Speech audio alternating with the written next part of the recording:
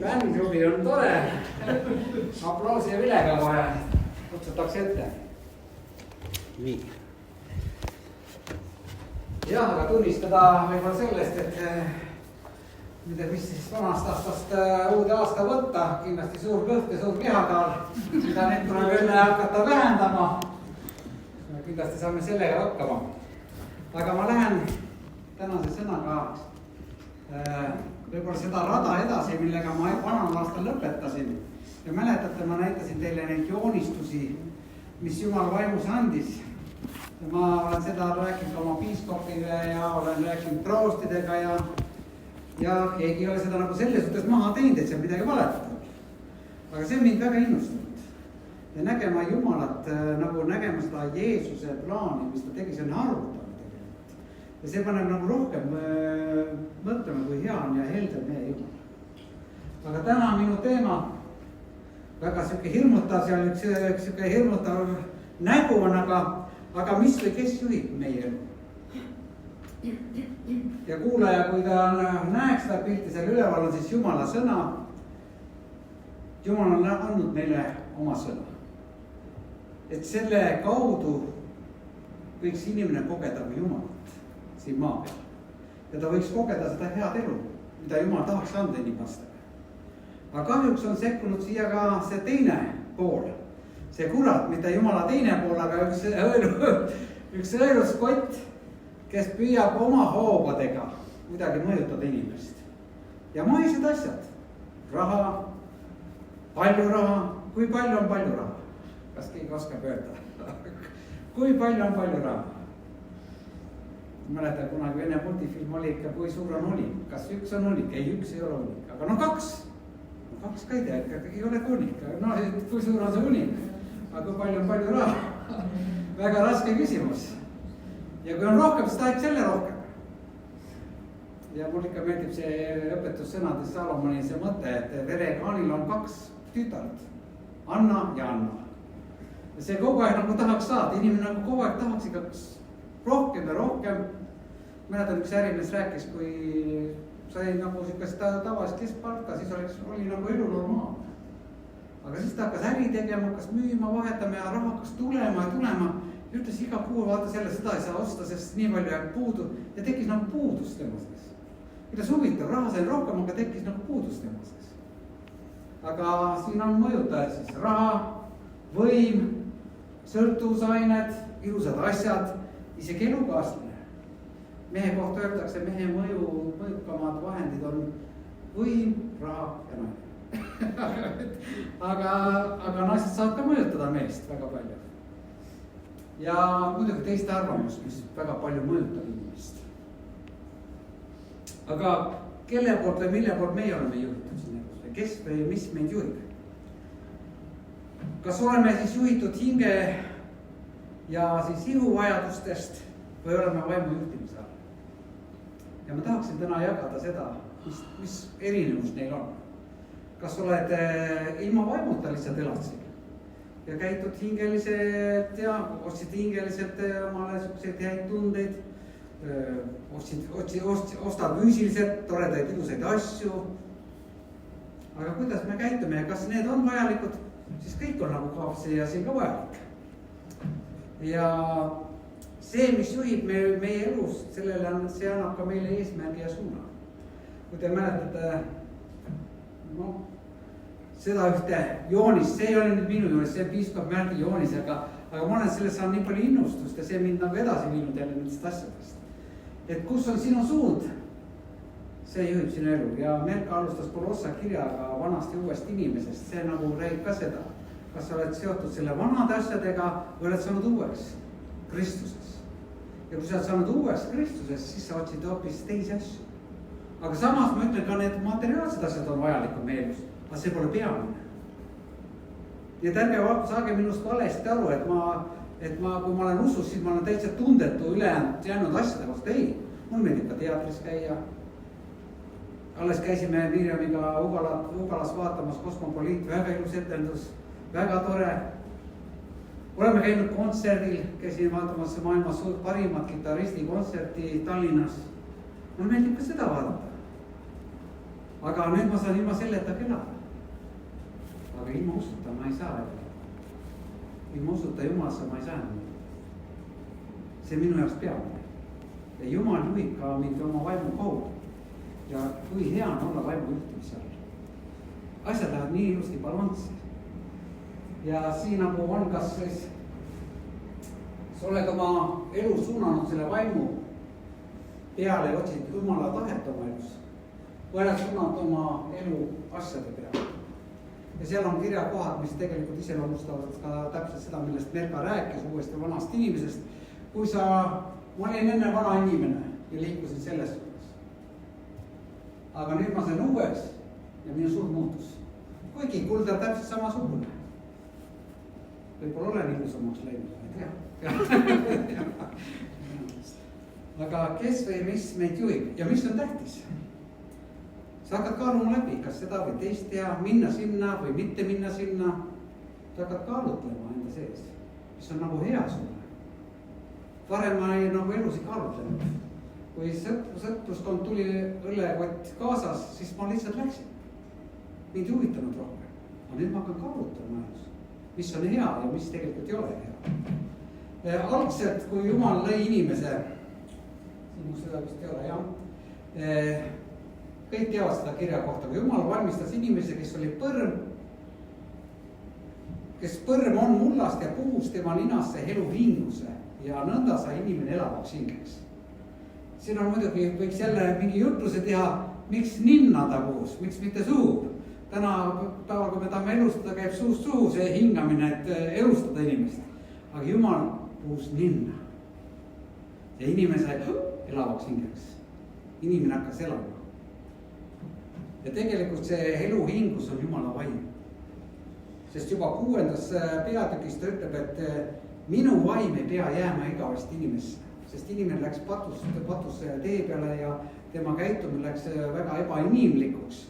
et Jumal ütles, minu vaim ei pea jääma igavesti nii kauaks. et ma tahan seda vaimu tagasi. ja Jumal vaim nõuab seda tagasi, mis ta meie sisse on pannud. ja kui vaadata, siis Jumal lõi inimese, eks ole. kurat ei loonud inimest. Jumal lõi. ja me ju iseenesest ka kuidagi iseennast loonud. iseennast kuidagi tekitanud. Jumal on loonud. nii et inimene sai elavaks hingeks ja vaim on inimese sees. ja tegelikult kui inimese, kui ta hingega vaim kokku puutus, siis see vaim ja hing on väga üksteisega väga seotud. ja tänapäeval ma vaatan ka paljud inimesed nagu arvavad, et nad otsivad vaimseid väärtusi, aga nad otsivad hingelistest asjadest vaimseid väärtusi. ja nad mõtlevad, et ma mõtlen, et kunagi oli üks projekt, kes inimene tegi, et vaimne tervenemine, et viime koolilapsed teatrisse. et see on üks vaimne tervenemine. aga see ei ole vaimne tervenemine, see on hingelik võib-olla mingisuguse emotsiooni edasiandmine, aga mitte vaimulik tervenemine. ma olen nüüd teatud mõttes ka radikaal selles suhtes, et mina usun ainult läbi Jeesuse Kristuse Jumal elustab vaimu meie sees. mitte mingil teisel moel ei saa elustatud vaim meie sees. ülejäänud, kui meie vaim ei ole elustatud, siis me käime lihtsalt hingelisel tasapisi. ja me otsime ka siukseid seletamatuid asju siin elus, võib-olla kosmosest või ufodest või mida iganes. isegi ei oska seletust anda, see on teadmatus täitsa inimestes. aga kui ma olen usus, siis minu jaoks on piibel, see on väga teadlikult antud Jumala sõna, kuidas käituda siin elus. nüüd, miks on Jumala sõna, ma panin sinna ettepoole. Jumal on läkitanud oma sõna meile. ja kui keegi ütleb, et ma tahaks kuulda Jumala häält, siis loe Jumala sõna. Jumal oma sõna kaudu hakkab kõnelema. ja kui ta annab erilise ilmutuse sulle, näiteks see joonis, mis andis, see on nüüd see reema, mis nagu eriliselt puudutab mingisuguse mõttega. aga muidu ma loen igapäevast Jumala sõna. alustasin jälle piibli lugemisest, otsast peale. see minu 32. kord vist juba. aga alati on piibel nagu uus. nagu ma ütlesin, eelmine kord juba kõnelesin, et alustasin piibli lugemist jälle nagu uus sõna. iga asi muutub jälle mingisuguseks põnevaks sees.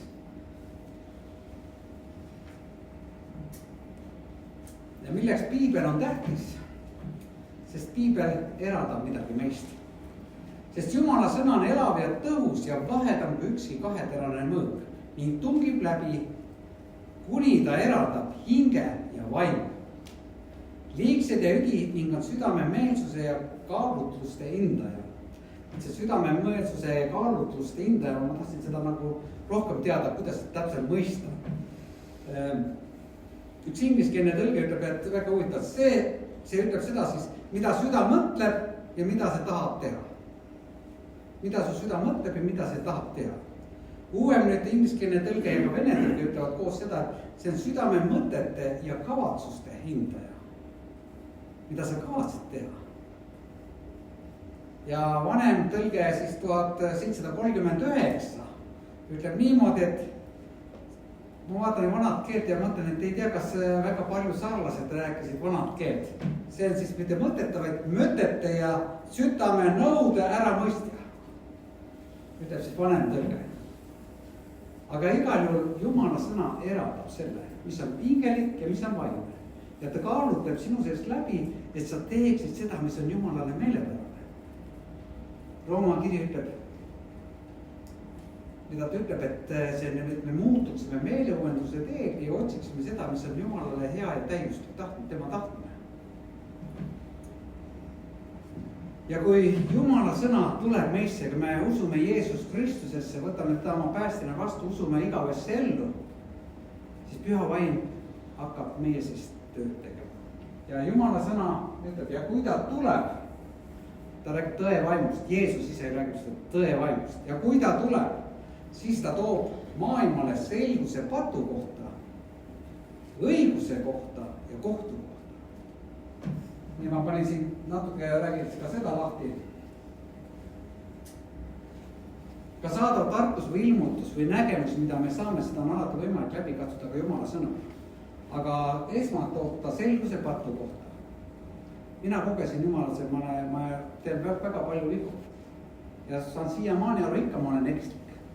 Aga mul on alati võimalus seda parandada ja minna Jumala ette. Nüüd ta toob selguse patu kohta, Jumala õiguse kohta. Jumal ei tee valet. Kui ta andis nii lihtsa võimaluse inimesel saada päästetud läbi usu Jeesus Kristuse, siis on see kõige lihtsam viis. Ja kõige, ma arvan, puust ja punaselt ette tehtud kõige inimese jaoks. Usu Jeesus Kristusesse, võtad teda omaks, hakka uurima seda ja sa leiad Jumala enda sees. Jumal nagu see Jumala vaim saab äratatud sinu sees, elustatud sinu sees. Kohtu mõistmise kohtu läbi Kristuse. Täna me saame taevas ainult läbi Kristuse, ei mitte mingisuguste tegude kaudu, olgu need teod nii head, kui olgu kas või ema Teresa teod, aga ema Teresa ei saa taevasse tegude kaudu.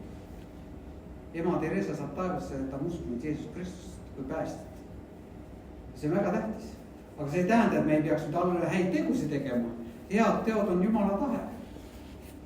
Aga esmalt on see usk Jeesus Kristusesse, sest kohtumõistmine käib läbi Kristuse tänasel päeval. Ta toob arusaamise Jumala armastusest. Selle läbi sa koged Jumala hoolivust ja armastust. Ja sa mõistad, et Jumal on hea ja helde. Tema heldus kestab igavesti. Tal on lootust iga inimese jaoks. Tal on antud lootust iga inimese jaoks. Olgu ta nii kuri kui tahes, aga iga inimese jaoks on lootus. Jumal on selle välja käinud. Üks haritud inimene ütles mulle, väga toreda lause, fraasi ütles, et ma ei tea, kas ta siis tahtis enda lohutuseks seda öelda või ütles, et kuldar, me kõik oleme patused inimesed. Jah, täitsa õigus. Aga nüüd on see, kas ma siis tahan olla patune ja jääda sinna patusesse või tahan ma sealt välja tulla. See on küsimus. Varem, kui ma olin patune, siis kurat juhtis minu elu. Aga ma astusin sellest riigist välja ja astusin Jumala riiki. Ja mind loodi Jumal uueks. Ma sain uueks inimeseks. Ja nüüd juhib mind Jumala vaim. Ja ma olen patust vaba. ma pean üle selle olema. Patt ei tohi valitseda minu ihus. Mina pean valitsema pattu. See nagu see, ma paastumisel olen ütlenud, et kõht ei küsi süüa, vaid ma ütlen vaimus kõhule, kuna sa sööd.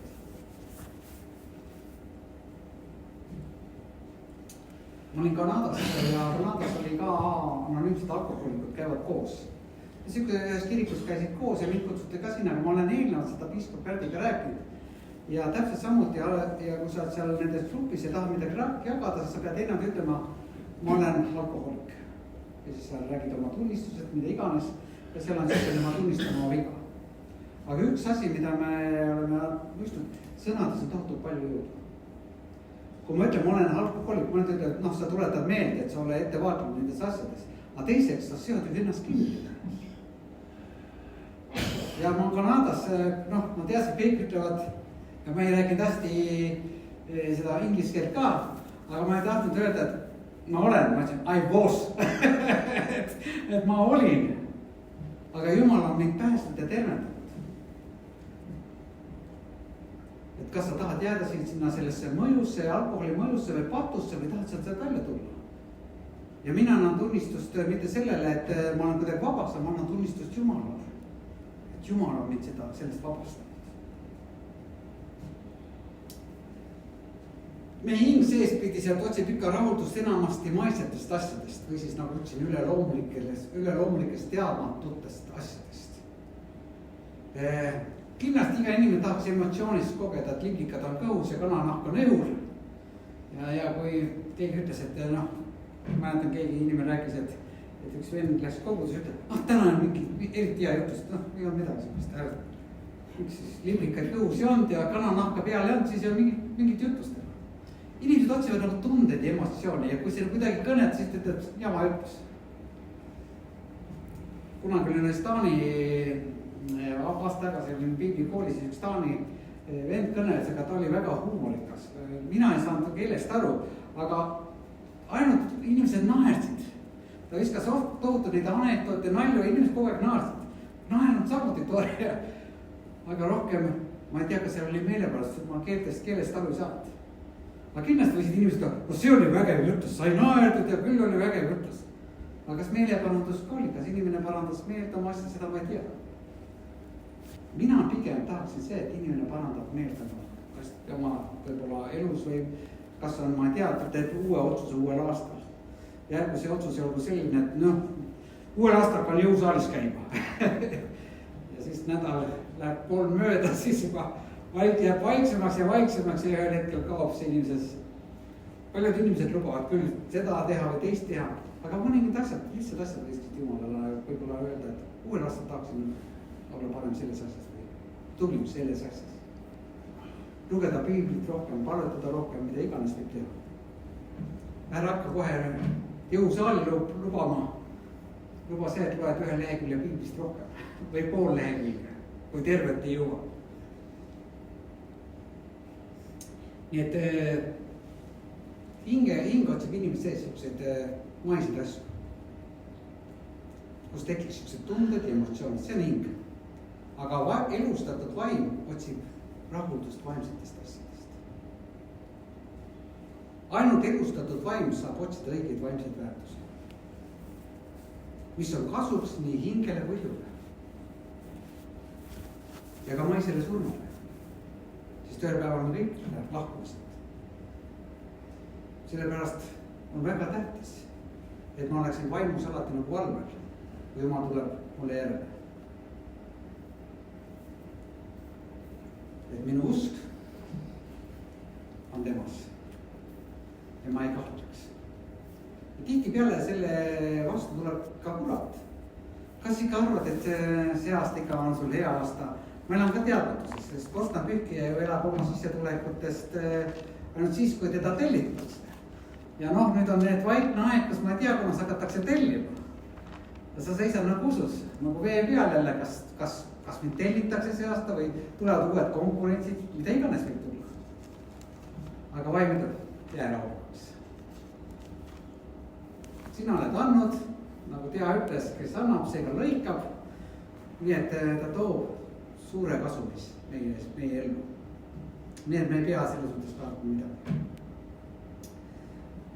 Kuulsin just härra Oleg Krossi tervitus uuel aastal ja Oleg ikka nagu lennadki meri ütleb, et järgmine aasta tuleb parem aasta kui eelmine aasta, nii et kindlasti tuleb järgmine aasta parem aasta. Ja me peamegi selles usus elama, et järgmine aasta tuleb veel põnevam aasta, veel ilusam aasta. Ihu annab meile kuju, eks ole. Milline välimus meil on, hing meie sees annab meie isiksuse. See on tunded, emotsioonid ja vaim annab meile meie olemuse. Kelle omad me oleme, kas me oleme Jumala omad või ei ole Jumala omad. Inimene ei saa olla iseenda oma. Mõned tahavad olla iseenda omad. Aga see on väga kuratlik eksitav plaan. See mõte juba, kui ma olen iseenda oma, siis tähendab seda, et ma ei vaja Jumalat. Ja kui sa ei vaja Jumalat, siis sa ei ole Jumal. Väga lihtne. Ja kui inimene ei taha Jumalat, siis minu küsimus on, kes teda juhib. Mina juhin ise oma elu, vaata ikka minu käed, vaat need on andnud selle kõik mulle. Kui palju ma olen kuulnud seda? Ja ma mõtlen, vaesab. Ta ei tea, mida ta kaotab. Kolmandat teed ja juhtimist pole olemas. On ainult Jumala juhtimine kuratlik. Kui sa tahad ise ennast juhtida, see ongi kuratlik plaan. Ja kui Jumal uus elu hingus inimese elavaks hingeks, see on see huvitav, et Jumal sõna ütleb ka veres on hing. Ja kui loom ohverdati Vana Testamendi ajal, siis tehti verd süüa või juua. See on mitte Jumala teenistus, vaid see ütleb, veres on hing. Ja meditsiiniliselt paranda Erka, kui ma valetan, ma olen selle kuulnud, et meditsiiniliselt on kõik komponendid leidnud üles, mis veres, millest veri koosneb. Aga siiski sa tehis verd kasutada. Ikka tahetakse doonorit. Ikka mind kutsutud jälle, et doonorit. Ma ütlen, et tehke ise veri valmis ja andke inimestele. Andke ta kohe nii hulga kui vaja. Veres on hing, mis paneb elama need koostusosad. Ja seda ei ole veel välja võetud. Kas on see õige Erka? Ma ei ole kuulnud sellest. Ei ole kuulnud. Et on tehisveri olemas, mida kasutatakse? Eestis küll mitte. Tehisveri ei ole? Eestis ei ole. Aga me teame, et on olemas tehissüdamed ja siseelundid. Väga palju neid on olemas, aga tehisverd ma ei ole kuulnud. Ikka ma olen inimest toonud, sest veres on hing. Seda ei ole inimkond leiutanud ja ei leiutagi. See on Jumala looming, mida Jumal pani inimesse. Elus on ikka nii, et väiksed asjad juhivad meie elu, olete pannud tähele. Jakobusse kiri räägib muidugi suust, ütleb, et väike tikk võib süüdata suure metsa põlema. Ja vaadake, kui suured 100-tonnised laevad ja neid juhitakse väikse rooli abil. Ja see väike osa, mis meie sees on, see vaimu osa. Sõna räägib usu kohta ka sinepi ivake, see pisikene kõige väiksem. Ta ütles, kui oleks ka sinepi ivake teie sees, siis te liigutaksite mägesid. Mingi pisikene osa sinu sees võib mõjutada sinu elu. Kas ei ole põnev, kuidas Jumal on tegelikult loonud inimese? Mingi pisikene silmale mitte nähtav osa võib mõjutada täiesti sinu elu, teist moodi elab. Tänapäevas Euroopas on väga huvitav, meil on väga demokraatlik kord ja kus isegi vähemus juhib enamust. Ma vaatsin Mulgi valla kodulehte ja vaatsin Mulgi valla volikogu, tutvusid selle asjaga. Ja ma tean, et meil on ka olnud siin üks oma kandi inimene siin. Ja nüüd oma kandi inimene. Ja kui vaadata Mulgi vallas, siis Mulgi vallas Mulgi vald koosneb 21 volikogu liikmetest. Seal on siis 9 omakandi inimest, valimisliit omakandi, seal on 2 EKRE-st, seal on 7 Isamaaliidust ja 3 on meie Mulgivast. Ja tegelikult, kellel on üks määrav osas, selle 2 liikmel EKRE-l. sest meil on koalitsioon ja opositsioon. nüüd oma kandidaat Isamaa kokku minna, aga kuna teda ei ole ikka piisavalt palju, pidi ta tegema kellegagi koostööd. Ja ta võttis siis EKRE, kellel oli 2 liiget. Ja EKRE-l on tegelikult võimalust nõuda, mida ta tahab. Kui te oma kandi midagi ütlete meile, tead, me astume välja ja teeme koalitsiooni isamaalaste nendega ja te jääte vähemusse. Linnapea vahetame ära, volikogu esimehe vahetame ära ja need 2 inimest võivad mõjutada meie valla juhtimist. Ja elus on ka Jumal loonud väga väikesed asjad, mis mõjutavad. No näiteks kirppüksis. Teda polegi ju olemas praktiliselt. Aga kuidas ta mõjutab? Või sipelgas püksis? Mõelge, kuidas ta mõjutab sinu keha ja teeb sind ebamugavaks.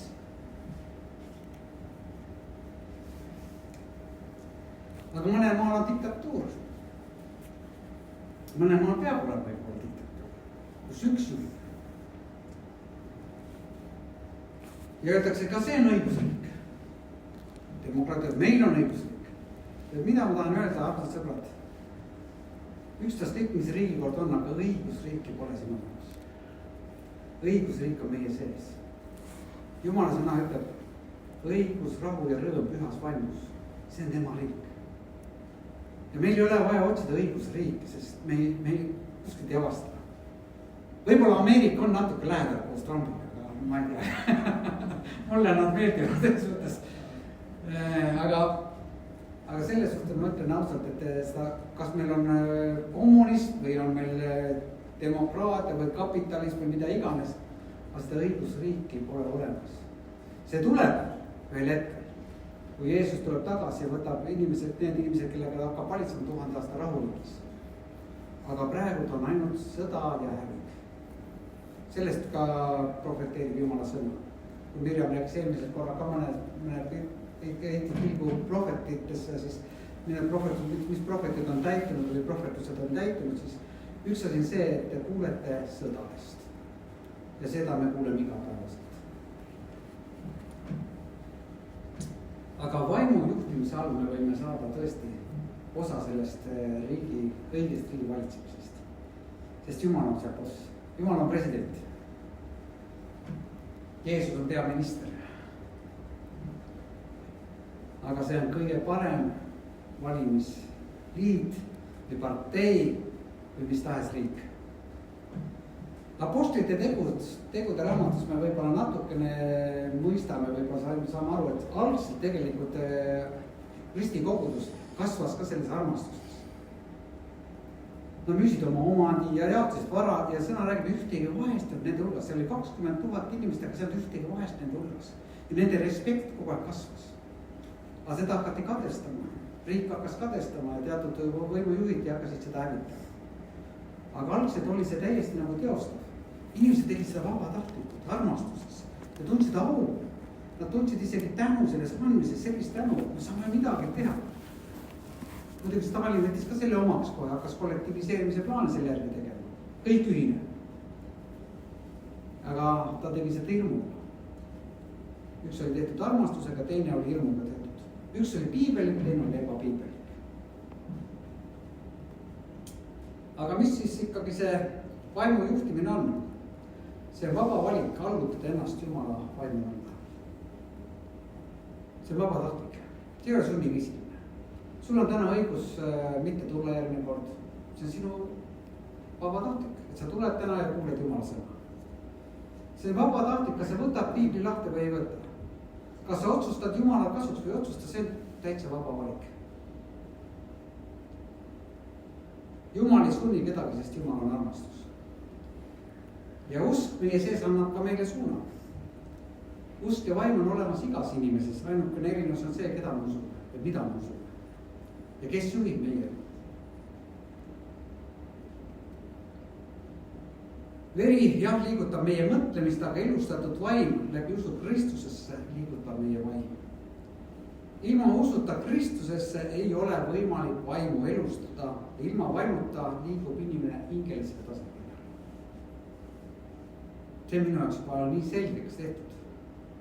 ja ma olen märganud, et väga palju segatakse siin ära.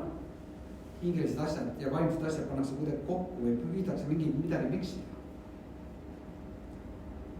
Hingelised väärtused on sobituda sellesse maailma, sellesse kultuuri, sellesse tegevusse. Ja hingeline mõtlemine mõtleb niimoodi, et ma teen seda, mida teised minu ümber teevad. Püüan vähem eristuda, olla kõikide jaoks sõber, olla salliv kõige suhtes, sulanduda selle halli massiga. See on hingeline mõtteviis. Ja hallis massis ei tehta vahet, mis on must ja mis on valge. Seal kaob see ära absoluutne tõde. Ja minu jaoks on absoluutne tõde Jeesus Kristus. Tema suremine, tema ülestõusmine ja läbi usu igavese elu vastu võtmine. See minu jaoks valge ja aamen. Ma ei taha kaduda siia halli massi, kus absoluutne tõde on kadunud. Tõde määratleb meie identiteedi. Kui absoluutset tõde ei ole olemas, siis kes me oleme? Aga me oleme siit ja me oleme sealt. Venelane ütleb väga hästi, nii rõba i nii mäsa. Nii rõba i nii mäsa. Ei ole kala ega liha. Ka Rooma ajal oli tegelikult tollel ajal, kui Jeesus oli Roomas või Rooma valitsus või Rooma võim valitses juutide üle. Ja kui Jeesus vidi Pilatuse juurde, siis ka Pilatus küsis, mis on tõde? Tõde oli lahkunud Rooma impeeriumist ja on tulemas ühte tõde. Kõigil oli oma tõde. Kõik võisid elada oma tõega. Ja paljud ütlevad, kuule, ela ise oma elu ja lase teistel ka elada. Kuule, usu, kui sa tahad aga ära seda peale sunnima. Oled kuulnud küsiksid fraase. Ja nüüd ma ütlen ühe lause ja kindlasti kuulaja kuuleb. Loomulikult on igal inimesel õigus põrgusse minna. Igal inimesel on õigus põrgusse minna. Aga mina ei taha põrgusse. Ja ma oma käitumisega, mida iganes tahan tõestada, et Jumal on olemas. Ma olen saanud uueks inimeseks, et tõestada, et Jumal on olemas. Ja selle kaudu inimesi veenda, et nad usuksid Jumalasse, et nad ei läheks põrgusse.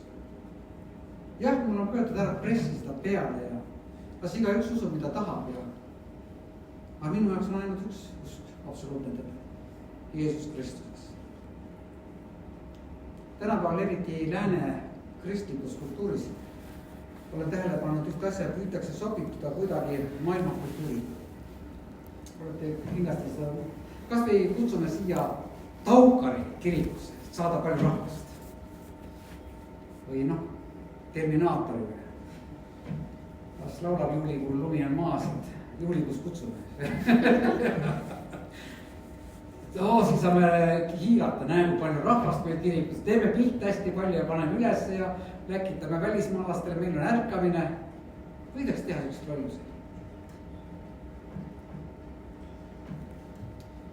Aga ma tahaks käituda teistmoodi. Ma ei taha olla see surnud kala, kes vooluga nagu lihtsalt kaasa läheb. Ma tahaks, Jumal on mind elustatud ja ma kuulun vastuvoolu välja.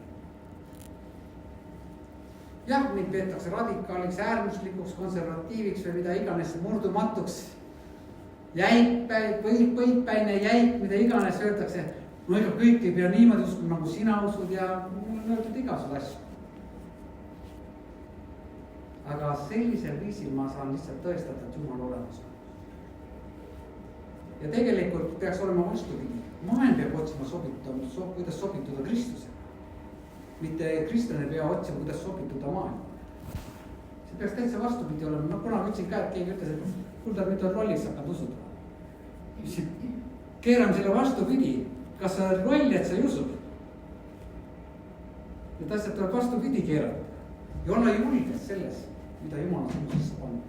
Ma ei häbene evangeelium. Sõna ütleb Rooma kiri, see on päästeks igaühele. Sõnum Jeesus Kristusest on päästeks igaühele.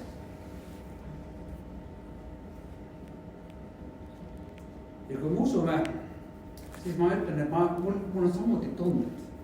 kui ma vaatan mingit filmi, ma ei julge Mirjamiga koos seda head filmi vaadata, see, mis ta nimi ongi nüüd ja sa juba 3 korda oled vaadanud. Helisev muusika, siis ma hakkan nutma, siis ma pean erinevaid häälitsusi tegema, siis ta teab juba, siis ma pean varjasin kuidagi.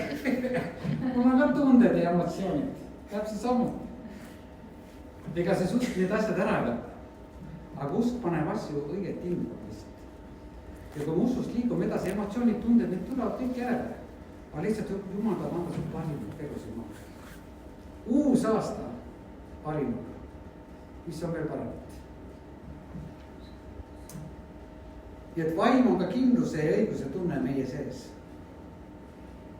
See ei ole seotud hingega ega tunnetega, emotsioonidega, vaid Jumala sõnaga. Ja ütlen, usk ei ole igav. Usk on väga tundeline, väga emotsioonilikas. Aga sa saad selles elus teha parimad asju koos nende heade tunnete ja emotsioonidega. Ja ma jätan teile, siin on mul pilt oli ka ja samas ütleb Jumala sõna muidugi, et ilma usuta on võimatu olla meelepärane Jumalale. Sest kes tuleb Jumala juurde, peab uskuma, et tema on olemas ja et ta annab palga neile, kes teda otsivad. Hebra 11:6. Ja ma ei taha olla selline enam, ma arvan, et nukk, keda kurat juhib. Jumal on mind elustanud. Ma olen inimene. Ma ei ole kellegi järgi, keegi liigutab mind, mida ma peaksin tegema. Ma olen kuulnud sõltlasi, kuidas nad oma sõltuvusainete pärast võivad nii paljudest asjadest loobuma elus. Keegi miskit mõjutab teda. Ma ei taha olla selliselt mõjutab, et maailm mõjutab mind. Ma peaksin maailma mõjutab. Sest Jumal on mind päästnud läbi Kristuse. Ja ma ei ole hallis mastis, ma olen sellest eratud. Ma lähen selle valgega edasi. Ja lihtsalt igal inimesel on võimalus saada osa sellest valgest mastist. Kus me võime eratada, mis on must ja hall. Isegi kui valge juurde tuleb halli, me oskame ka seda näha. Mustast rääkimata. Ja ütlen ka hinge tasapinnal elavat elu on kuradil väga kerge mõjutada oma hoovadega, nagu seda Marja ütleb. Raha, võim, sõltuvus, hirm, millest ma juba algselt alustasin, oma nööride abil liigutada. Nii et ma ei ole nukk, mind on elustatud. Mul ei ole vaja näinud nööre sinna käte külge, mida ma peaksin tegema. Vaid ma saan Jumalaga koos vabal valikul leida need, mis on minu eluks head.